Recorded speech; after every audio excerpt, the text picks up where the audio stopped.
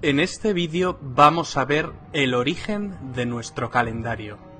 Para ello vamos a tener que realizar una serie de simplificaciones porque el tema es bastante complejo.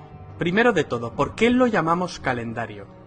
El origen de la palabra viene de la antigua Roma, concretamente del término calendas. Las calendas eran el primer día del mes en el calendario romano. Por regla general, las nonas eran los días 5 del mes y los idus el día 13, excepto marzo, mayo, julio y octubre, los que eran los días 7 y 15 respectivamente. El primer calendario romano, según la tradición, fue creado por Rómulo, fundador de Roma. Estaba configurado en 10 meses lunares, por lo que tenía una duración de unos 304 días. El problema, como es evidente, era el desajuste de las fechas respecto a las estaciones. Los 10 meses se denominaban de la siguiente manera: Martius, marzo, primer mes del año, en honor a Marte, padre de los fundadores de Roma.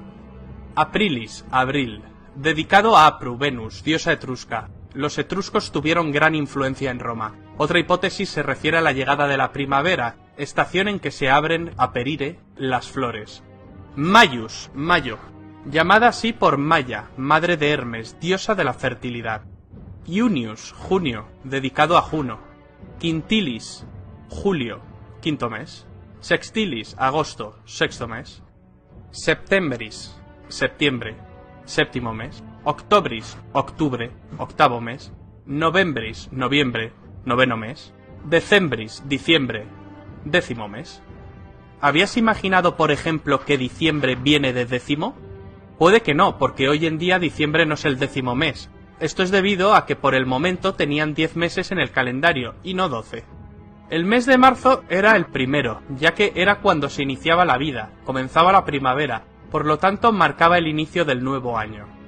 El calendario de 12 meses se lo debemos a Numa Pompilio, segundo rey de Roma, entre el siglo VIII y VII a.C. Cansado del desfase entre las fechas y las estaciones, decidió buscar una solución, añadiendo 2 meses más al calendario, para cuadrarlo con el año solar. Los nuevos meses se añadieron al final de los 10 primeros. Marzo seguía siendo el primer mes. A estos nuevos meses se les denominó Januarius, enero, en honor a Jano, y Februarius, febrero, en honor a Februs, o Plutón, dios de la purificación. Por lo tanto, terminaban el año purificándose. El calendario pasó a tener 355 días. ¿Por qué enero y febrero están al principio en la actualidad? Las campañas militares romanas que se llevaron a cabo a mediados del siglo II a.C. exigían el nombramiento de cónsules con una considerable antelación, ya que los destinos se encontraban lejos de Roma. Por este motivo, en el año 153 a.C. se estableció el comienzo del año en el 1 de enero, quitándole el lugar al 1 de marzo. Es decir, que colaron 2 meses antes de marzo. Por estos tiempos los romanos andaban a tortas con los rebeldes hispanos. La guerra numantina se había iniciado en el 154 a.C. y Roma debía dar una respuesta con rapidez, por lo que el nombramiento de Quinto Fulvio Nobilior como cónsul se adelantó 2 meses. Lo que fue un arreglo coyuntural se acabó convirtiendo en un cambio permanente, y los posteriores cónsules empezaron a adquirir su cargo a principios de enero, ya que esta modificación les permitía preparar las campañas en invierno para poder empezarlas en marzo.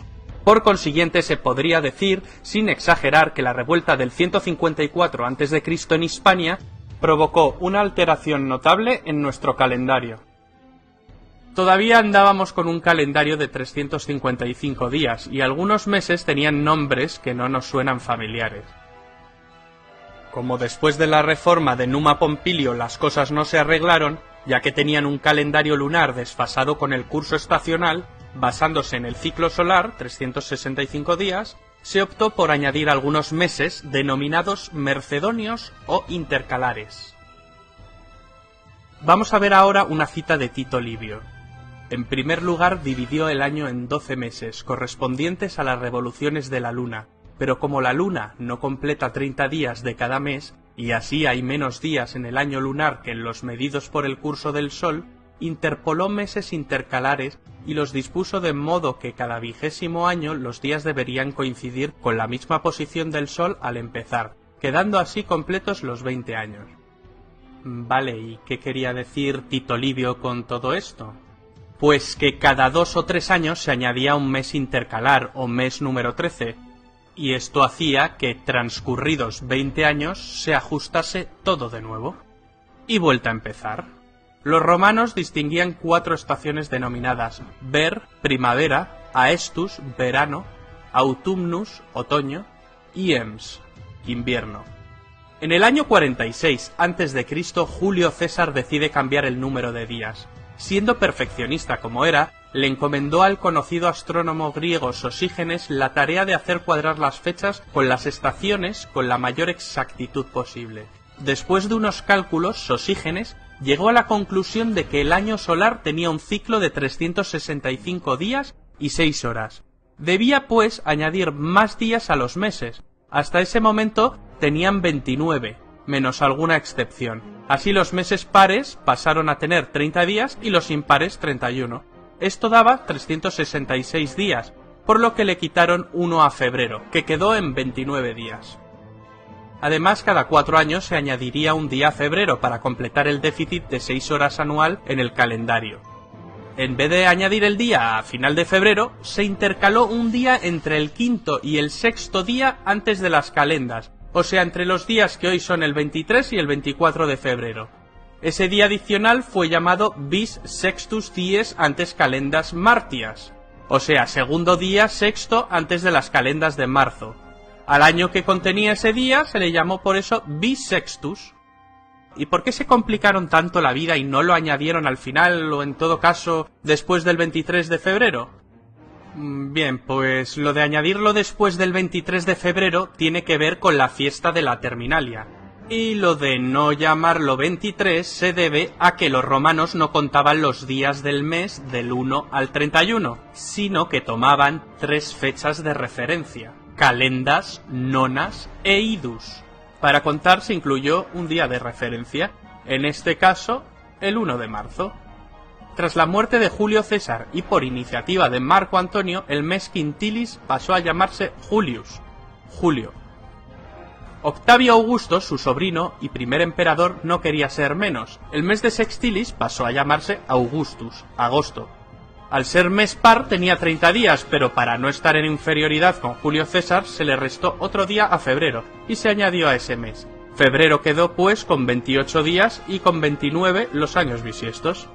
El calendario juliano, llamado así en honor a Julio César, fue el predominante en el mundo romano, y posteriormente en la mayor parte de Europa y en las colonias europeas de América, hasta que fue sustituido progresivamente por el calendario gregoriano, instaurado en 1582 por el Papa Gregorio XIII. Primero en las zonas católicas y a lo largo de los años y de los siglos también en las zonas protestantes. En los países ortodoxos se implantaría muchísimo más tarde. España y Portugal aplicaron la reforma el mismo día que Roma, en 1582. En Rusia no se implantó hasta 1918 y en Grecia hasta 1923. El Papa Gregorio XIII promulgó el uso del calendario por medio de la bula Inter Gravísimas. Antes se había constituido la Comisión del Calendario para su posterior implantación, en la que destacaron Cristóbal Clavio y Luis Lilio. Clavio, astrónomo jesuita, el Euclides de su tiempo, fue un reputado matemático y astrónomo. El mismo Galileo Galilei lo requirió como aval científico de sus observaciones telescópicas. ¿Por qué se cambió? Porque todavía había un pequeño desfase. Según el calendario juliano, que instituyó un año bisiesto cada 4, consideraba que el año estaba constituido por 365,25 días, es decir, 365 días y 6 horas. Mientras que la cifra correcta es de 365,242189 o lo que es lo mismo, 365 días, 5 horas, 48 minutos y 45,16 segundos. Este desfase es muy pequeño, pero a lo largo de los siglos el error se va haciendo cada vez más grande. Y así fue. El calendario gregoriano ajusta ese desfase cambiando la regla general del bisiesto cada 4 años y hace que se exceptúen los años múltiplos de 100, excepción que a su vez tenía otra excepción, la de los años múltiplos de 400 que sí eran bisiestos. El calendario gregoriano también nació con la necesidad de ajustar el desfase que había con la Pascua, Domingo de Resurrección, que es la fiesta central del cristianismo. En el Concilio de Nicea, en el año 325, se determinó que la Pascua debía conmemorarse el domingo siguiente al plenilunio, luna llena, posterior al equinoccio de primavera del hemisferio norte. Aquel año 325 el equinoccio había ocurrido el día 21 de marzo, pero con el paso del tiempo la fecha del acontecimiento se había ido adelantando hasta el punto de que en 1582 el equinoccio se fechó en el 11 de marzo. El desfase era ya de 10 días. Así, al día siguiente del 4 de octubre de 1582, se dio paso al 15 de octubre con la implantación del calendario gregoriano.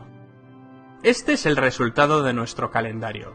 El calendario gregoriano tampoco es exacto al 100%, cada año se desajusta 26 segundos, correcciones incluidas. Significa que se requiere el ajuste de un día cada 3.300 años. Además, los años no mantienen su duración con el paso del tiempo, sino que varían ligeramente. El año disminuye su duración en 1,15 segundos cada siglo, resultado de las perturbaciones que sufre la órbita de la Tierra alrededor del Sol, por la acción de los restantes planetas y por el movimiento anómalo del eje de rotación terrestre. Se trata de una cantidad pequeña, pero no la podemos despreciar porque se va acumulando año tras año.